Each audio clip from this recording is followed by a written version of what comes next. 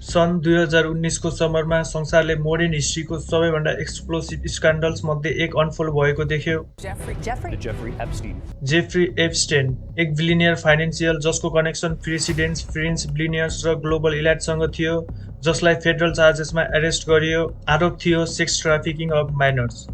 तर केही हप्तामा एप्स्टेन म्यानहट्टनको जेल सेलभित्र डेड भेटिए। अफिसियल्ली यसलाई सुसाइड भनियो, तर यसले मिस्ट्री झन गहिरो बनायो। त्यसपछि court documents, flight logs, contact books र टेस्टिमोनिज, जसलाई आज हामी एप्स्टेन फाइल भन्छौँ, बाहिर आउन थाले। यी फाइल्सले पावर, प्रिभिलेज र साइलेन्सको यस्तो नेटवर्क देखायो जुन संसारकै सबैभन्दा माथिल्लो तहसम्म पुग्छ। आज हामी एप्स्टेन फाइलसँग जोडिएका सबैभन्दा पावरफुल नामहरू हेर्दैछौँ र यी कनेक्सनहरूले के रिभिल गर्छन् त्यो बुझ्ने प्रयास गर्दैछौँ।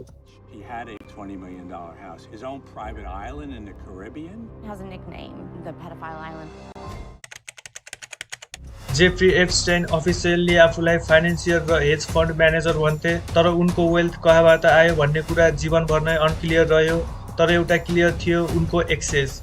उनको Manhattan mansion, Palm Beach estate, US Virgin आइल्यान्डको प्राइभेट आइल्यान्ड र न्यू मेक्सिकोको र्यान्च, यी सबै ठाउँ इलाइट ग्यादरिङ हब बनेको थियो। एप्स्टेनले आफूलाई इलाइट कनेक्टरको रूपमा प्रेजेन्ट गर्थे, जो पावरफुल इन्ट्रोडक्सन गराउन सक्छ, सावधानीपूर्वक मनी म्यानेज गर्न सक्छ र एक्सक्लुसिभ सर्कलको ढोका खोल्न सक्छ। तर यस साइनी इमेज पछाडि एउटा डार्क रियालिटी थियो, अन्डर एज गर्ल्सको सिस्टमेटिक एब्युज, जुन वेल्थ र इन्फ्लुएन्सले ढाकिएको थियो।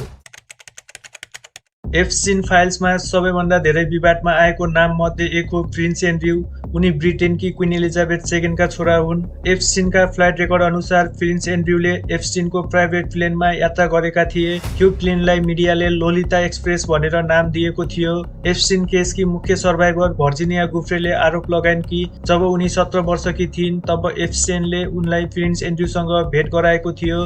प्रिन्स एन्ड्रयूले यो आरोप पूर्ण रूपमा अस्वीकार गरेका छन्। सन् 2019 मा प्रिन्स एन्ड्रयूले बीबीसीलाई इन्टरभ्यू दिए, जहाँ उनले आफूलाई निर्दोष भएको एक्सप्लेन गर्ने प्रयास गरे। उनले भने त्यो दिन उनी पिज्जा एक्सप्रेस नामको रेस्टुरेन्टमा थिए र आफूलाई पसिना नै नआउने मेडिकल प्रब्लम भएको दाबी गरे। यी एक्सप्लेनेसन जनताले विश्वास गरेनन् र इन्टरभ्यू सोसल मिडियामा हाँसो र आलोचनाको विषय बन्यो। सन् 2022 मा प्रिन्स एन्ड्रयूले भर्जिनिया गुफ्रेसँग कोर्ट बाहिर सेटलमेन्ट गरे। यसको मतलब उनले गल्ती स्वीकार गरेनन्, तर केस अगाडि नबढोस् भनेर पैसा तिरेर सम्झौता गरे। यो स्क्यान्डलपछि प्रिन्स एन्ड्रयूले रोयल फ्यामिलीका सबै पब्लिक ड्युटिज छाडे र प्र्याक्टिकल्ली उनी रोयल लाइफबाट साइडलाइन भएका छन्। Bill Clinton. एप्स्टेनका फ्लाइट रेकर्डमा बिल क्लिन्टनको नाम धेरै पटक देखिन्छ।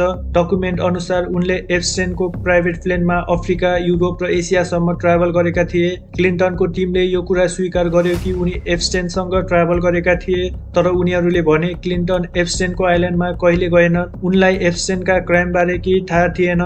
बिल क्लिन्टनमाथि कुनै क्रिमिनल चार्ज लागेन, तर एप्स्टेनसँग बारम्बार कन्ट्याक्ट भएको कारण जनतामा उनलाई कति थाहा थियो भन्ने प्रश्न मात्र उठिरह्यो। Donald Trump. डोनाल्ड ट्रम्पले 1990s को समयमा एप्स्टेनसँग सोसल रिलेसनसिप राखेका थिए। पुराना फोटोज र पार्टीमा उनीहरू सँगै देखिएका छन्। सन् 2002 को इन्टरभ्यूमा ट्रम्पले एप्स्टेनलाई टेरिफिक गाई भनेका थिए र उनले एप्स्टेनलाई पहिलेदेखि चिनेको बताएका थिए। तर पछि ट्रम्पले दाबी गरे उनले एप्स्टेनसँग सम्बन्ध तोडे, एप्स्टेनलाई मारे-लागु क्लबबाट ब्यान गरे। डोनाल्ड ट्रम्पले आफूले कुनै गलत काम नगरेको स्पष्ट रूपमा भनेका छन्। Bill Gates. बिल गेट्सले एप्स्टेनसँग 2011 देखि 2000 सम्म धेरै पटक भेट गरेका थिए। यो समय एप्स्टेन पहिले कन्भिक्टेड भइसकेका थिए। पछि बिल गेट्सले आफै पब्लिकली स्वीकार गरे कि एप्स्टेनसँग भेट गर्नु गल्ती थियो। रिपोर्ट्स अनुसार एप्स्टेनले गेट्सलाई नोबेल प्राइज जित्न मद्दत गर्न सक्छु भनेर दाबी गरेको पनि उल्लेख छ। बिल गेट्समाथि कुनै क्राइमको चार्ज छैन, तर एप्स्टेनसँग भेटघाट भएको कारण पब्लिक क्रिटिसिजम भयो। Leon Black. Leon Black Apollo Global म्यानेजमेन्टका को-फाउन्डर हुन्। उनले एप्स्टेनलाई 2012 देखि 2017 बीच करिब 158 मिलियन पे गरेको इन्टरनल इन्भेस्टिगेसनले देखायो।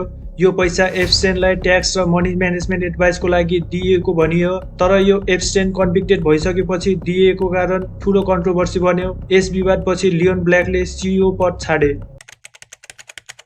एलेन डेर्सविच उनी हार्वर्ड ल प्रोफेसर हुन्। उनले एप्स्टेनको 2008 मा भएको केसमा डिफेन्स गरेका थिए र लेनिन प्ली डिल नेगोसिएट गर्न पनि सहयोग गरेका थिए। भर्जिनिया गुफ्रेले उनीमाथि आरोप लगाइन् तर डेर्सविचले स्ट्रङली डिनाइ गरेर लिगल ब्याटल पनि जितेका थिए। हार्वर्ड र एमआइटी जस्ता इलाइट युनिभर्सिटिजले एप्स्टेनबाट मिलियन डोनेसन लिएका थिए। एप्स्टेन अरेस्ट भएपछि डोनर भेटिङ र फ्याकल्टी रिलेसनसिपमाथि पनि इन्टर्नल इन्भेस्टिगेसन भएको थियो।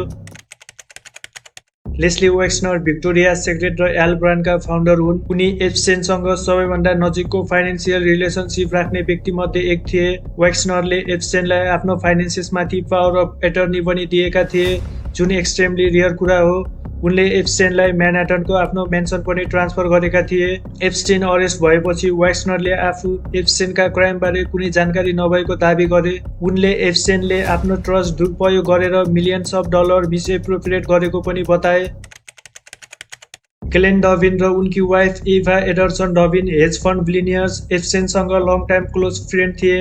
एभा पहिले एप्स्टेनको गर्लफ्रेन्ड पनि थिइन्। कोर्ट डकुमेन्ट अनुसार एप्स्टेन 2008 मा कन्भिक्टेड भइसकेपछि पनि डभिन कपलले एप्स्टेनसँग कन्ट्याक्ट कायम राखेका थिए, जसले पब्लिक कन्सर्न झन बढायो।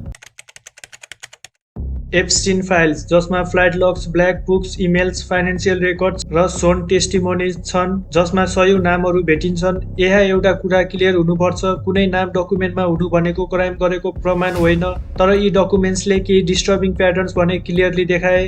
एप्स्टेन कन्भिक्टेड भइसकेपछि पावरफुल पिपुलसँग एसोसिएसन कन्टिन्यू हुनु, एप्स्टेन र इलाइट बीच भएका लार्ज फाइनेन्सियल ट्रान्जेक्सन, लिगल र रेपुटेसन बचाउन गरिएको बिहाइन्ड द सिन इन्फ्लुएन्स र एप्स्टेनको बिहेभियरलाई नर्मलाइज गर्ने कल्चर अफ साइलेन्स। एप्स्टेन स्क्यान्डलले एउटा ठूलो सिस्टम फेलियर एक्सपोज गर्यो। वर्षौंसम्म आरोपी हुँदा पनि एप्स्टेनले 2008 मा एक्सट्रिमली लिनेन्ट प्ली डिल पाएका थिए, जुन सेक्रेटली नेगोसिएट गरेको थियो, जुन भिक्टिमलाई जानकारी गरिएको थिएन। पछि कोर्टले यो डिललाई क्राइम भिक्टिम्स राइट एक्टको भोइलेसन भनेको थियो। यस केसले गहिरो प्रश्न उठायो, किन वेल्थ र पावर भएका मानिसहरू फरक तरिकाले ट्रिट हुन्छन्? किन इन्स्टिट्युसनले इथिक्स भन्दा डोनेसन प्रायोरिटाइज गर्छन्? किन इलाइट क्लासमा एब्युज देख्दा पनि साइलेन्स अपनाइन्छ? र किन भल्नेरेबल यङ गर्ल्स नै सधैँ भिक्टिम बन्छन्? एप्स्टेन फाइल्स केवल एक व्यक्तिको क्राइमको स्टोरी होइन, यो एउटा सिस्टमको पर्दाफास हो जहाँ पावर, प्रिभिलेज र प्रोटेक्सनले डिकेडसम्म एब्युजलाई लुकाएर राख्यो। जेफ्री एप्स्टेनले कहिले कोर्टमा सामना गर्न पाएनन् र अझै पनि धेरै प्रश्नहरू अनएन्सर्ड छन्। कसलाई थाहा थियो, कसले आँखा चिम्लियो र कसलाई इन्फ्लुएन्सले जोगायो? सबैभन्दा ठूलो क्रेडिट जान्छ सर्भाइभर्सलाई। उनीहरूको करेजले नै इलाइट रेस्पेक्टेबिलिटीको झुटो मुखौटा च्यात्थ्यो। अन्ततः फ्लाइट लग्स वा डकुमेन्ट्स भन्दा पनि भिक्टिमको टेस्टिमोनी नै सबैभन्दा पावरफुल एभिडेन्स हो।